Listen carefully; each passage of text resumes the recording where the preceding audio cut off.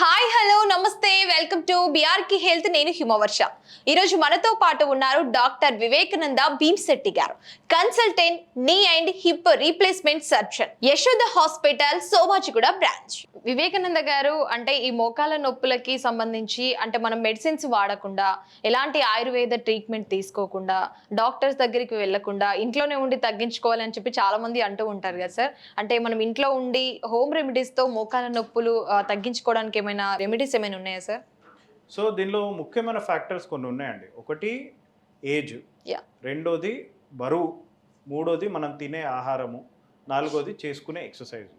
So, ఆహారంలో కూడా మనము క్వాలిటీ ఆఫ్ ఫుడ్ ఏం తింటున్నాం అన్న దాన్ని బట్టి ఉంటుంది.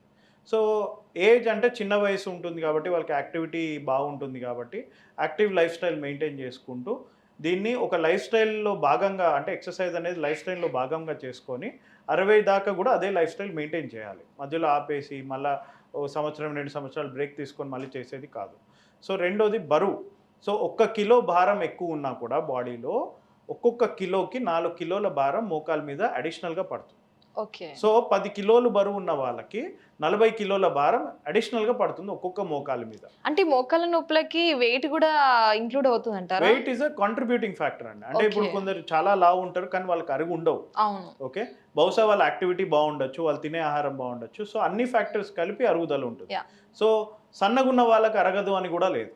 సో, అవును. సన్నగుండి సరిగ్గా ఎక్సర్సైజ్ చేయక, లైఫ్ స్టైల్ మంచిగా మెయింటైన్ చేయక, తినే ఆహారంలో ఎక్కువ ప్రోటీన్ ఫుడ్ లేకపోవడం వల్ల వాటి వల్ల కూడా అరుగుదల వచ్చే అవకాశం ఉంటుంది.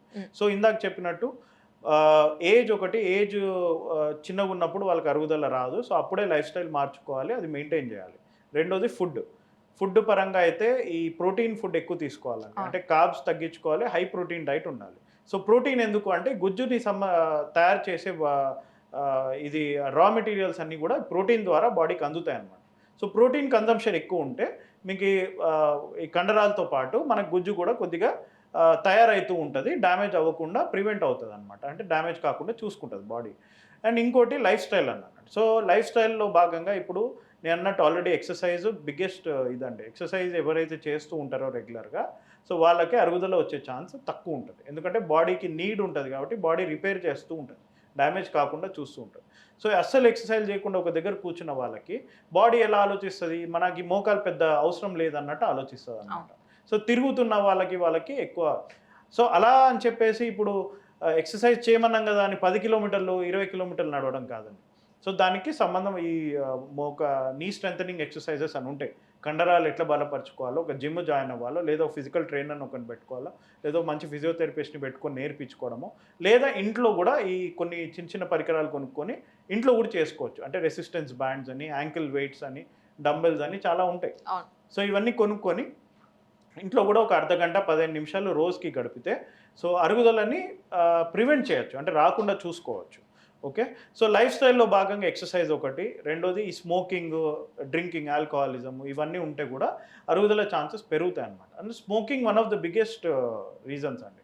సో, స్మోకింగ్ వల్ల కొలాజన్, అంటే ఈ గుజ్జులో ఉన్న పదార్థం కొలాజన్ అని, సో అది డిగ్రేడ్ అవుతూ ఉంటుంది. డిగ్రేడ్ అయితే అరుగుదల వచ్చే ఛాన్స్ ఎక్కువ ఉంటుంది. సో, ఆల్కహాలిజము ఇంకా ఇలాంటి కారణాల వల్ల కూడా వస్తూ ఉంటుంది అన్నమాట. యా. సరే, ఇప్పుడు మీరు అన్నట్లుగా అంటే హోమ్ రెమెడీస్లో కనుక మనం చూసుకుంటే, అంటే ఇలాంటి ఫుడ్ తీసుకుంటే ది బెస్ట్గా ఉండొచ్చు, అంటే మోకాల నొప్పులు రాకుండా మనం అవాయిడ్ చేయొచ్చు అని, అంటే అలాంటి ఫుడ్స్ ఏమైనా ఉన్నాయా సార్? యా. సో, ఇందాక హై ప్రోటీన్ డైట్ అన్నాను. హై ప్రోటీన్ డైట్ అంటే సాధారణంగా గుడ్లు, లేదా మాంసము, లేదా మటన్ కానీ, లేదంటే ఫిష్ కానీ, ఏదన్నా కూడా ప్రోటీన్ రిచ్ ఫుడ్ ఏది ఉన్నా కూడా కొద్దిగా హెల్ప్ అవుతుంది. ఇప్పుడు వెజిటేరియన్స్ అనుకోండి, వాళ్ళకి ఆప్షన్స్ కొంచెం తక్కువ ఉంటాయి. సో, సాధారణంగా ఈ పప్పు, స్ప్రౌట్స్ అని వీటిలో వాటిలో ఉంటాయి కానీ అంత ఎక్కువ ఉండదు. కాకపోతే కొంచెం దానిలో నుంచి కూడా వస్తుందన్నమాట. పెరుగులో కొద్దిగా ఉంటుంది. సోయా అంటే ఈ మీల్ మేకర్ వాటిలో కూడా కొద్దిగా ఎక్కువ. సో, మెయిన్గా ఫోకస్ అంతా కూడా హై ప్రోటీన్ డైట్ మీద ఉండాలి. ప్రోటీన్ ఎలా తీసుకోవాలంటే కేజీ బరువుకి 1 గ్రామ్ ప్రోటీన్ పర్ డే అందాలండి. అంటే ఇప్పుడు 60 కిలోల బరువు ఉన్న ఒక వ్యక్తి 60 గ్రాముల ప్రోటీన్ రోజు తీసుకోవాలన్నమాట ఫుడ్ ద్వారా. సో, ఏ విధంగా తింటారు అన్నది వాళ్ళ వాళ్ళ అలవాట్లు బట్టి వాళ్ళు చేసుకోరు. నాన్ వెజిటేరియన్స్కి ఒక రకంగా ఉంటుంది, వెజిటేరియన్స్కి ఒక రకంగా. ఒకవేళ వెజిటేరియన్స్కి వాళ్ళు తీసుకునే ఫుడ్లో వాళ్ళకి అందట్లేదు అనిపించింది అనుకోండి, సో వాళ్ళకి ఇప్పుడు మనకి ప్లాంట్ బేస్డ్ ప్రోటీన్స్ ఉన్నాయి, లేదంటే వే ప్రోటీన్ అని పౌడర్స్ దొరుకుతాయి. సో, ఆ పౌడర్స్ ద్వారా కూడా తీసుకోవచ్చు. ఆ పౌడర్ మరీ ఎక్కువ వేసుకోకూడదు, మరీ ఎక్కువ ప్రోటీన్ కన్జంప్షన్ చేసినా కూడా కిడ్నీల మీద ఎక్కువ భారం పడి కిడ్నీ డ్యామేజ్ అయ్యే అవకాశం ఉంటుంది.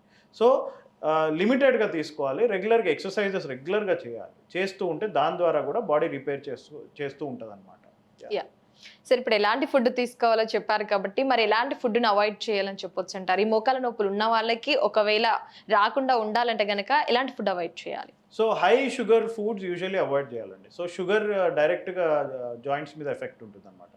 సో షుగర్ కన్జంప్షన్ మెయిన్గా కట్ డౌన్ చేసుకోవాల్సి వస్తుంది. అది కొలాజన్ డిగ్రేడేషన్కి ఇది దారితీస్తుంది కాబట్టి. So high fat content food కూడా అవాయిడ్ చేయాలి, బరువు పెంచుతుంది కాబట్టి. కార్బోహైడ్రేట్ రిచ్ ఫుడ్స్ అవన్నీ కొద్దిగా తగ్గించుకోవాలి. పూర్తిగా ఆపే అవసరం ఏది లేదండి. సో కన్జంప్షన్ తగ్గించుకుంటే సరిపోతుంది. ఇప్పుడు సాధారణంగా అన్నం మానేసేయడము, లేదంటే రొట్టెలు మానేసేయడము ఇవన్నీ చేస్తూ ఉంటారు.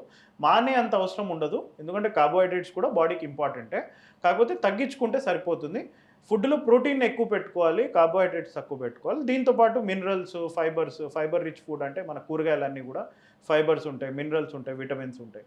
సో అవన్నీ along with your high protein diet, less carbohydrate diet. ఇది బేసిక్ రూల్ అండి. సో ఇన్ డీటెయిల్ మనకి ఇప్పుడు నాకు చెన్నా పడుతుందా, లేదంటే ఈ సోయా పడుతుందా లేదా, అవన్నీ డైటీషియన్ ఒకరిని కలిసి కన్సల్ట్ అయ్యి వాళ్ళని ఇన్ డీటెయిల్ ఇది తీసుకోవచ్చు. డైట్ చార్ట్ ఒకటి ఇస్తారు. బట్ జనరల్ రూల్ ఏంటంటే అందరు ఇంట్లో ఫాలో కావచ్చు అన్న రూల్ ఏంటంటే high protein diet, less carbohydrate diet అన్నమాట. Yeah, thank you sir, Thank you. నమస్తే.